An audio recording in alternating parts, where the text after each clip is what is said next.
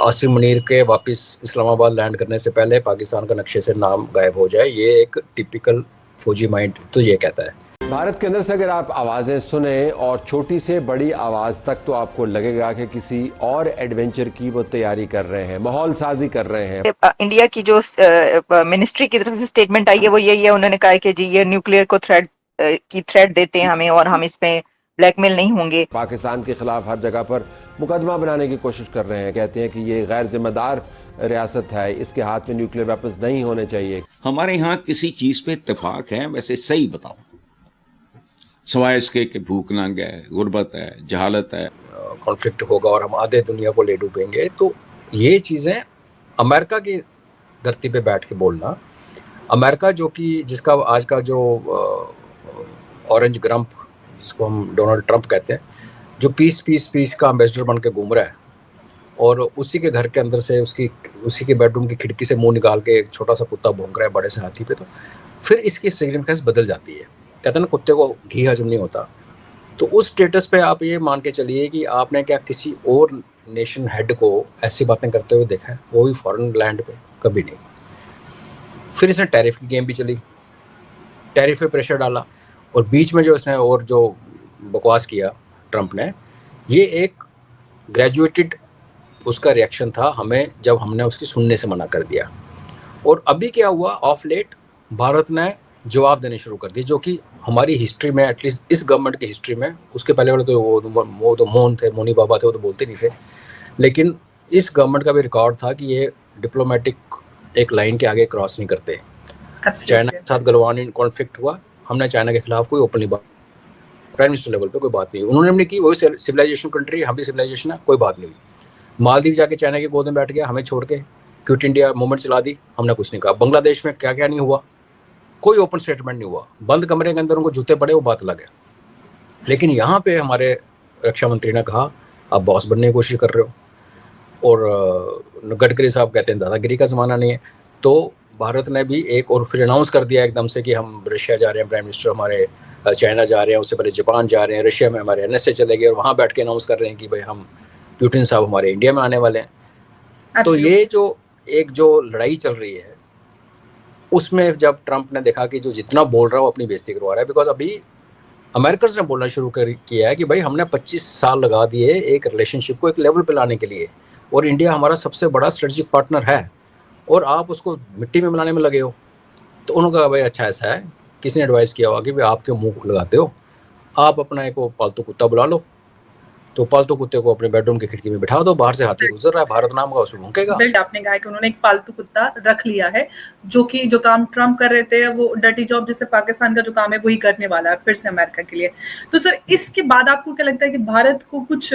Policy में कुछ बदलाव करने की जरूरत है, या मिलिट्री डॉक्ट्राइन है उसमें कुछ, जिस तरह से वो थ्रेट कर रहे हैं, ओपन थ्रेट कर रहे हैं। उन्होंने जामनगर जो रिफाइनरी है उसको टारगेट करने की बात कही, इंडस वाटर पे अगर इंडस पे कोई पुल बनता है उसको टारगेट करें, तो ये तो इसको थ्रेट ना लिया जाए तो और क्या लिया जाए सर? देखिए मैंने तो आज सुबह ट्वीट किया था कि भाई ये तो हमारे पास एक लेजिटिमेट रीज़न दिया पाकिस्तान ने कि हम उनको उड़ा दें। आसिम मुनीर के वापस इस्लामाबाद लैंड करने से पहले पाकिस्तान का नक्शे से नाम गायब हो जाए, ये एक टिपिकल फौजी माइंड तो ये कहता है। लेकिन फिर हम लोग, आप और मैं, हम कॉमन लोग हैं, कुछ चीज़ें हमें पता है, कुछ चीज़ें हमें नहीं पता, और जो देश चलाता है, जो हेड ऑफ फैमिली होता है, उसको अपनी कंपल्शंस होती हैं, उनको एक विजन होता है जो कि होना भी चाहिए। तो उसमें ये निकल के आ रहा है कि ये जो डॉक्ट्रिन का जो चेंज आप बोल रहे हो, तो डॉक्ट्रिन हमने ऑप सिंदूर के बीच में ही चेंज की थी, सीज़फायर से जस्ट 2 घंटे पहले, कि आज के बाद कोई एक्ट ऑफ टेरर होगा उसको हम एक्ट ऑफ वॉर लेंगे। तो डॉक्ट्रिन ऑलरेडी चेंज्ड है। और जो आसिम मुनीर कल कह रहा था कि हम ईस्ट से अटैक करते हुए आएंगे और ईस्ट से घुसेंगे और ये करेंगे, तो वो अपनी कब्र खोद रहा है और कुछ नहीं कर रहा। तो कल को जब कुछ होगा, चाहे वो बिहार में हो, यूपी में हो, वेस्ट बंगाल में हो, केरला में हो, तो फिर हमारे पास एक लेजिटिमेट रीज़न होगा। क्योंकि पहले हो सकता था कि अगर ईस्ट में होता तो हम इन्वेस्टिगेट करते, पता करते, 2-4 दिन के बाद हम ISI का लिंक ढूंढते। अब तो ये है कि भाई उसने हमें, लेकिन रिपोर्टेडली ये बातें कही जा रही हैं कि उन्होंने ये सब बातें की हैं। उन्होंने कहा है कि the Indus river is not the Indians family property, हमें मिसाइलों की कमी नहीं है अल्हम्दुलिल्लाह। उन्होंने कहा कि अगर इंडिया इंडस वाटर ट्रीटी के हवाले से वो बात कर रहे थे कि अगर डैम बनाता है तो ये 225 मिलियन जो पाकिस्तानीज हैं उनको स्टार्व करने की बात है, उनकी ये तो कहत लाने की, उनको भूखा मारने की बात है। ये बहुत ही इररिस्पॉन्सिबल एक मतलब फील्ड मार्शल, चले फील्ड मार्शल तो वो अभी अभी बने हैं, शायद उस चीज से वो अभी इतने मुखातिब नहीं है कि फील्ड मार्शल की रिस्पॉन्सिबिलिटीज कितनी होती हैं, लेकिन as a general, as the chief of army staff एक थर्ड कंट्री में जाके इस तरह की धमकियां देना, आई थिंक इट बहुत इररिस्पॉन्सिबल है और कोई किसी भी लिहाज से ये कंड्यूसिव तो है नहीं हिंदुस्तान के साथ एक किसी ना भी किसी तरीके से कोई अच्छा माहौल क्रिएट करने की। अगर मैं ये समझता हूं कि बजाय इसके जाके अगर उन्होंने इस बात पे जोर दिया होता कि हिंदुस्तान हमारे साथ एविडेंस शेयर करे, हम मिलके इसको इन्वेस्टिगेट करेंगे, हम भी टेररिज्म के शिकार हैं, जिस तरह देखें बिलावल भुट्टो जरदारी साहब भी इस तरह की बातें करते हैं, ठीक है, वो भी कभी गैर जिम्मेदाराना बातें करते हैं। एक तरफ ये बात तो उन्होंने की जिसपे सब बातें कही जा रही हैं कि जी ये है। मेरा आपसे इसके ऊपर सवाल ये होगा कि क्या अब भी इंडिया इंडस वाटर ट्रीटी पे जो डैम बनाने की बात कर रहा है, क्या अब भी वो डैम बनेंगे या वो वैसे ही रहेगा मामला, या इतने बड़े थ्रेट के बाद उस पे कोई फर्क पड़ेगा कि भाई ये तो ये कह दिया गया है तो अगर डैम बनाया तो ये तो 10 मिसाइल मारने की बात कर रहे हैं।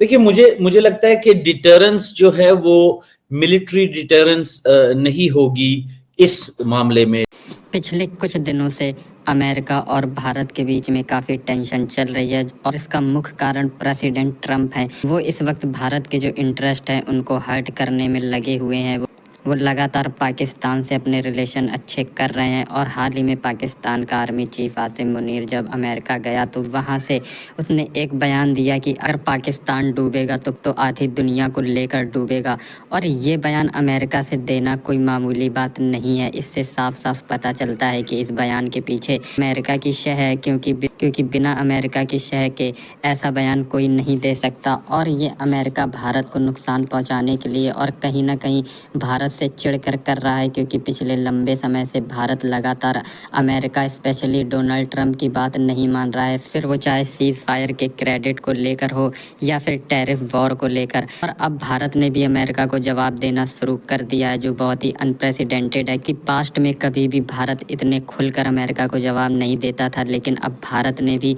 मुंह तोड़ जवाब देना स्टार्ट कर दिया है। और साथ ही साथ पाकिस्तान भारत के लिए कोई इशू नहीं है, क्योंकि भारत को पता है कि पाकिस्तान सिर्फ अमेरिका की शह पर बोल रहा है। अगर भारत अमेरिका से डायरेक्ट भिड़ सकता है तो पाकिस्तान भारत के लिए कोई मायने नहीं रखता। और ऑपरेशन सिंदूर में ये बात भारत ने पूरी दुनिया को बता और दर्शा भी दी थी।